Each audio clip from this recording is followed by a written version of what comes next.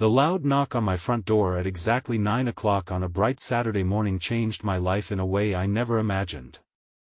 When I opened it, my beautiful neighbor, Marisela, stood there holding a woven picnic basket in one hand and wearing a warm smile that somehow looked mixed with sadness. The first words she quietly offered were enough to make my heart race and my mind fill with questions. Her husband had left town before sunrise, and now she was asking me if I wanted to spend the day on a picnic with her. In our quiet neighborhood, where everyone noticed everything, a single decision could destroy reputations, friendships, and trust forever. Yet something hidden behind her trembling eyes told me this invitation had nothing to do with betrayal and everything to do with a silent cry for help. Before we continue this unforgettable journey, please take a moment to like this video, leave a comment, share it with someone who believes in kindness, and subscribe to Lifeline Hub if you believe that compassion and second chances can change lives. Your support allows us to keep bringing heartfelt stories that remind us all that humanity still exists. My name is Corwin, and at 38 years old, my life had become painfully predictable.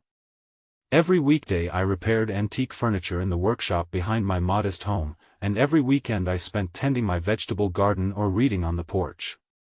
5 years had passed since I lost my wife to illness, and although time had dulled the sharpest edges of grief, loneliness had quietly become my closest companion. I smiled politely at neighbors, attended community gatherings when necessary, and convinced everyone, including myself, that I had accepted the peaceful silence surrounding my life. The newest family on our street had moved in less than a year earlier. Marisela and her husband, Vance Rowan, appeared to be the perfect couple. Vance owned a growing construction company and was rarely home because of business trips. Whenever he returned, expensive flowers decorated their porch, shiny new packages arrived at their doorstep, and the neighbors admired what looked like a successful marriage. But appearances often tell comfortable lies. I frequently noticed Marisela sitting alone in her backyard during long afternoons, staring toward the distant hills with an expression that no amount of expensive gifts could erase. She always greeted everyone with kindness, volunteered at local charity drives, and remembered birthdays better than anyone else on the street. Yet there was a quiet emptiness about her that reminded me of someone carrying an invisible weight. It was the kind of sadness only another lonely person could recognize. As I stood there holding my coffee mug while she waited nervously on my porch, every warning my mind could produce rushed forward. People talked. Rumors spread faster than wildfire. Accepting such an invitation while her husband was away could easily become the neighborhood's favorite story. But then I noticed something else. The basket she carried wasn't filled with romantic decorations or elegant wine.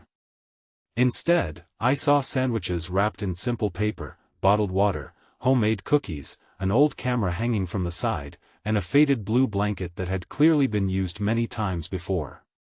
Nothing about the scene felt secretive. It felt important. I agreed.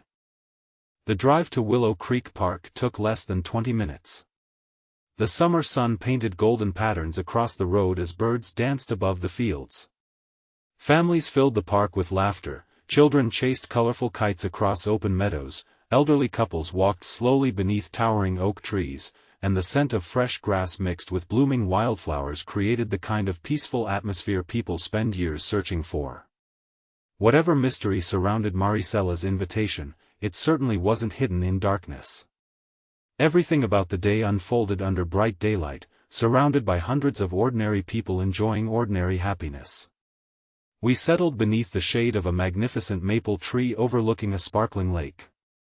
Ducks drifted lazily across the water while dragonflies skimmed the surface like tiny blue jewels. For nearly 15 minutes, we simply admired the scenery without speaking. The silence wasn't uncomfortable.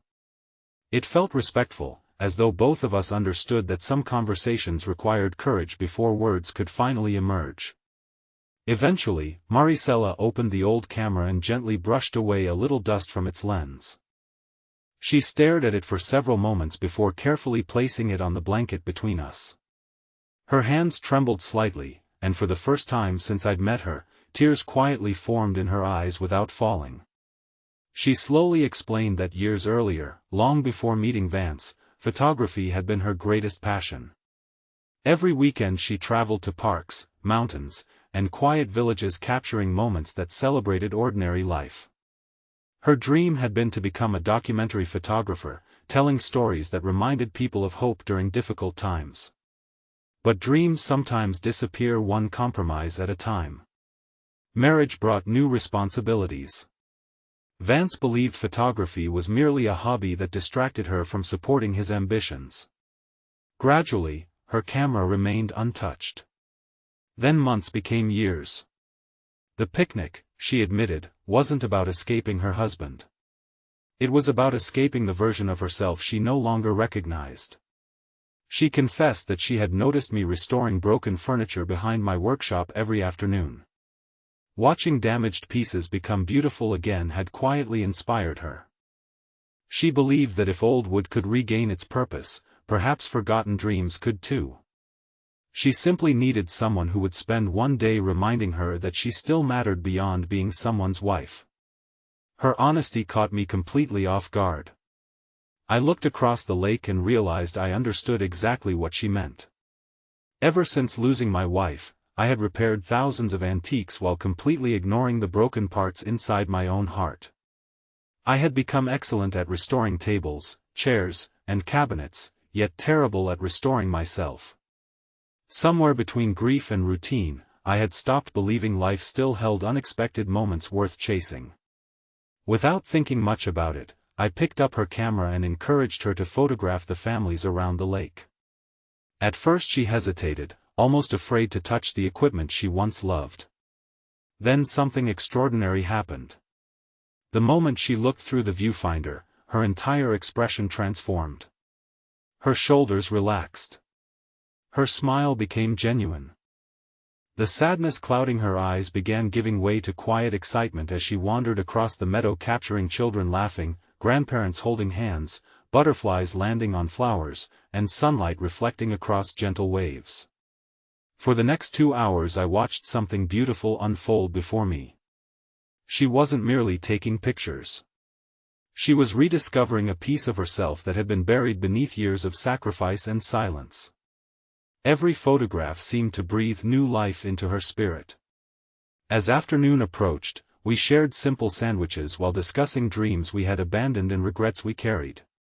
Neither of us realized that far across the park, hidden among the crowd of weekend visitors, a familiar face had quietly recognized us from a distance. The peaceful day that had begun as an innocent picnic was about to change forever. In my next response, the story will continue seamlessly from this exact moment, with the suspense deepening and the emotional journey unfolding toward its powerful ending.